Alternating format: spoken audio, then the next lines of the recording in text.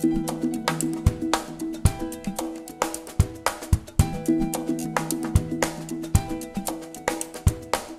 of what has kept so many African nations poor is a steady diet of government-to-government aid. So says author Dambisa Moyo in her book, Dead Aid.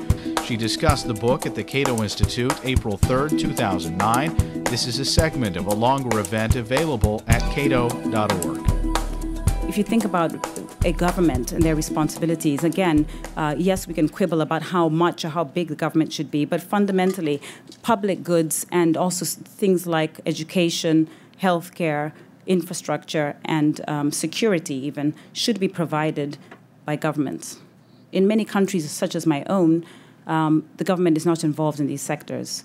NGOs have come in, and I mean, this is a bit of a quip, but somebody did say to me, you know what, maybe we should stop bothering to go and vote for our leaders to become presidents. We should just start voting, one charity versus another. So charity A can provide better health care than charity B, and just completely forget African election systems. And I think it says a lot that people feel that way.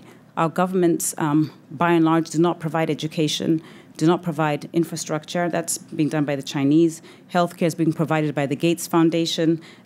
We have security provided by the UN. So the question is, what is the role of the African government? From my vantage point, they are charged with the responsibility of being at the forefront. I shouldn't have to stand here. You should be looking to be here to listen to what the president of Zambia or Rwanda or Kenya has to say about the fact that the continent is spiraling in the wrong direction. Bureaucracy, inflation, debt burden, these are all artifacts of the aid model, very well documented. They are not, aid is not the only source of these type of problems, but again, in the economics literature, it's widely shown that there are linkages between dumping vast sums of money into small economies and what that implies for things like inflation and also the export sector. The problem with bureaucracy, if I may spend a bit of time on this, is that if you think about the American slogan, no taxation without representation, we are now in a very low equilibrium where African governments need not live or die by African taxes. So that means that they actually have disenfranchised Africans. They're not necessarily interested or acting on behalf of Africans. They spend much more time courting donors, listening to NGOs, than listening to their own people. The ensuing bureaucracies are so, they're creaking and they're laden with bureaucracy to the point that many of the entrepreneurs in Africa struggle to actually start their businesses. And the World Bank, again, has written extensively about things like doing business in Africa, how difficult it is. There's some countries it takes 2 years to get a business license and an inordinate number of processes. So one would think that if a government's livelihood and its mere existence depended on the private sector, as it does in many countries such as the United States, the government would actually care to see the private sector develop.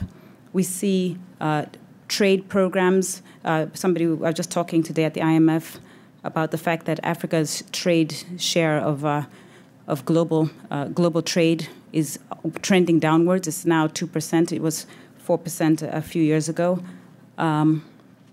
Very illustrative, again, of the fact that rather than encourage trade on the African continent, governments aren't bothered to try and make the environment more conducive for foreign direct investment. They would rather, and actually they do, rely much more heavily on foreign aid.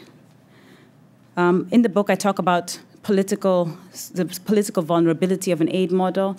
It seems to me no surprise that in the past 5 months, we've had 4 coups in Africa: Guinea, Guinea-Bissau, Mauritania, and just a couple of weeks ago, Madagascar. It also seems no surprise to me that in the 1990s, there were more civil wars in Africa than the rest of the world combined. The state is the main source of capital in these countries, and so these tend to be wars of capture.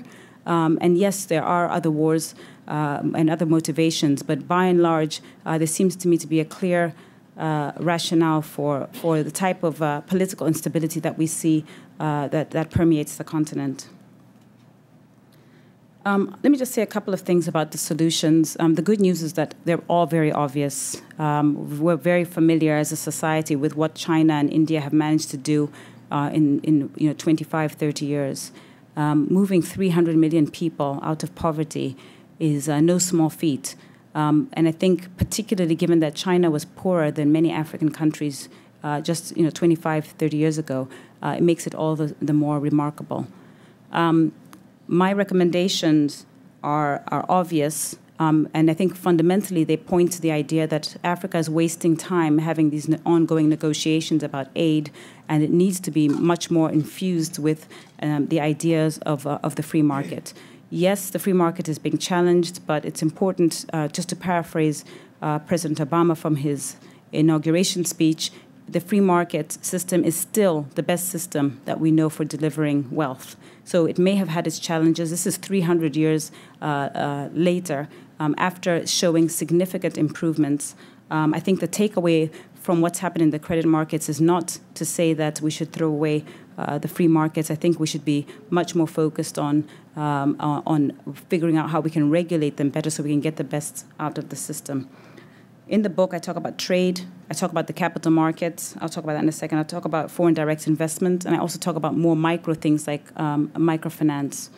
All of these are tried and tested. Africa would really just be following on from other examples, not just China and India or Russia and Brazil, but also on the African continent itself. Places like South Africa and Botswana have managed to meaningfully reduce poverty and are on ostensibly the right path. When I look at some of the writing that's been done, particularly since the 1980s, by institutions such as the World Bank and IMF, it's not that their models of economic development do not include the sort of prescriptions that I've just outlined here. They do, but they're just not aggressive enough about implementing them. As I said, I just had lunch today at the IMF, and you could tell from the conversation that there's a general sense that this is a political economy problem, that Africa's stuck in this unfortunate cycle where the incentives are negative.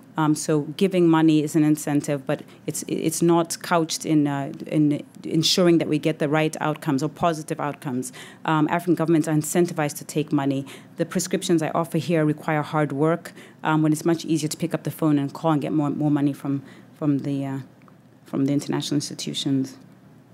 I think also people, having spoken again to people at the IMF, it seems to me that they too are very concerned. They asked me, did I think that the capacity in Africa has improved after 60 years and $1 trillion?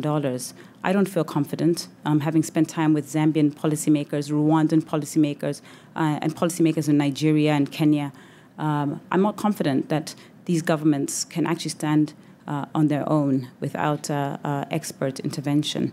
And this is after billions of dollars have been sent to the continent, and begs the question: what exactly are we doing? Dambisa Moyo is author of the book Dead Aid. The full book event is available at cato.org.